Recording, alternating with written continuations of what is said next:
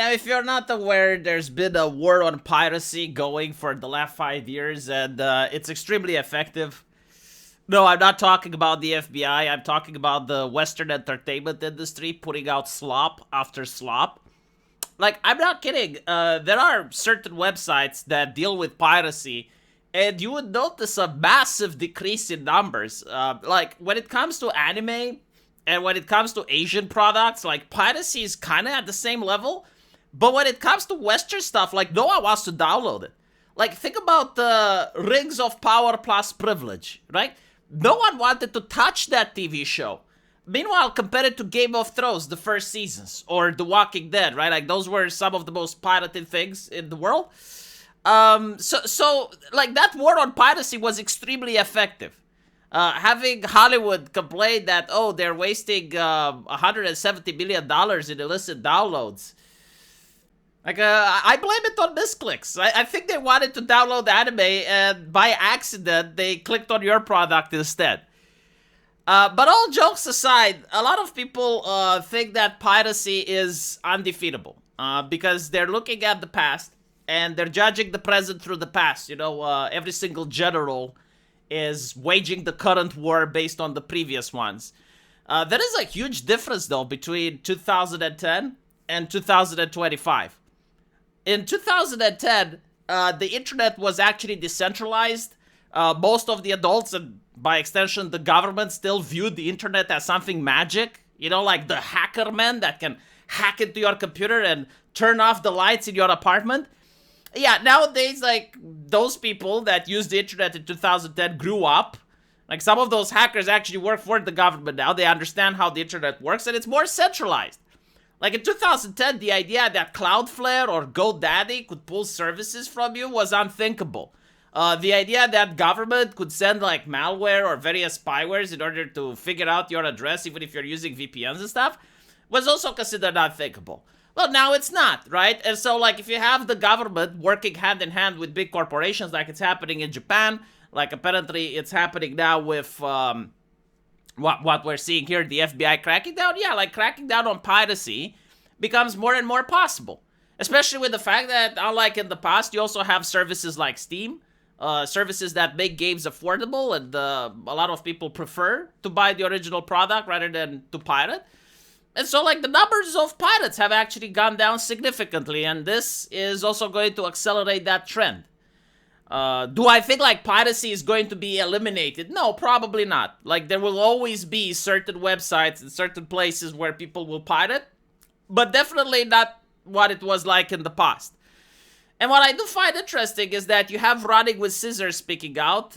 These are the developers for Postal. I really enjoyed Postal 2, but I think they have lost their edge after that. Even they admitted that Postal 3 wasn't good. However, you know, Postal 4, in my opinion, wasn't as edgy as it should have been. Whatever, it is what it is. They come out and they say that this sucks because poor people will struggle more. I don't think, like, people pirate now because they're poor. Most people pirate out of protest. It's like a company that tries to reverse engineer an IP, and especially if they go out and they have, like, a spiteful take towards the customers, calling them racists and bigots and shit. Yeah, I think, like, people are pirating that, but, like, if it wasn't for piracy, they wouldn't have played the game anyway. I don't think, like, in most European nations or in the United States, people pirate because they're poor. Correct me if I'm wrong, right? Like, there may be cases, but I don't think it's like 2010, right? And again, like, most people don't even want to play these games. It's like no one wants to play Assassin's Creed that costs $120, right? It's not that people are poor and can't afford the $120. It's that it's Assassin's Creed. Abandonware continues to be deemed as a company's active property. Now, with this, I actually agree, right? The abandonware stuff. Now, there are websites that do sell abandonware, but they're at risk. Funding and time spent isn't going to operations that need more attention than this.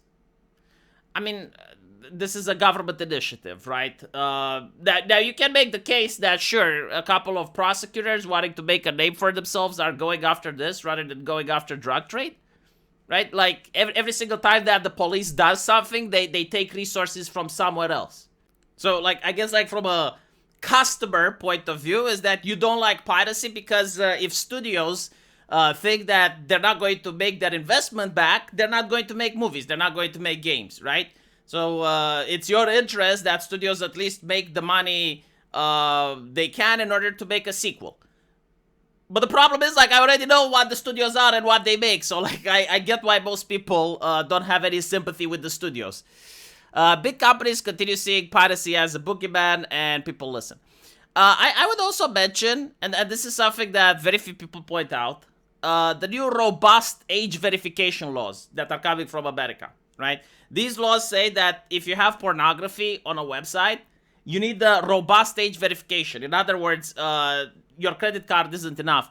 You actually need to show your face, or you need to provide the government issue ID. If a website has pornography, and some do, they can be hit with these laws. Like, they can be hit with violations by the government for allowing kids to have access to pornography. Now, of course, in order to defend themselves against that, imagine a torrent site requiring robust age verification, right? Like, even if you go there in order to download the normal movie or to just download the video game or something, are you going to show ID and to show to the government that you accessed that website so that they can track what you downloaded? Huh? Right? Like, this is another way that the government can crack down on them. And I'm pretty sure that they will.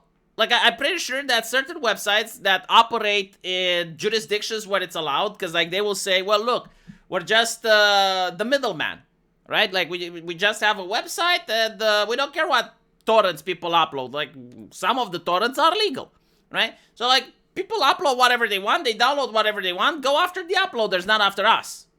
Like, we're just the restaurant. People sit at the table and discuss activities of the mafia. We're not part of the mafia. We just have the tables, right? And, like, there are certain jurisdictions where this is legal. However, now the US, the European Union, the UK, France, and many other nations who are passing these robust verification laws, they can actually action them even across the seas. Like, they will seize their funds. They will seize the funds of the people that do business with them. Anyway, Running with Scissors says, we can't speak for other companies on the matter, but piracy has done wonders for us. Those who didn't contribute financially have instead contributed by spreading the word of our game, which leads to actual purchases through word of mouth. Yeah, I can see a lot of AA developers thinking about this and framing it in such a manner. Whatever the case may be, I do expect that in the future we're going to see the governments cracking down on the piracy websites a lot harder. With the help of corporations, like we saw in Japan. Like, the government and the corporations have allied with each other. With the new technology that exists, with a more centralized internet, with additional legislations, yes, I think the crackdown is going to be far more significant. Let me know what you guys think, though, and as usual, I will see you in my live stream. Take care.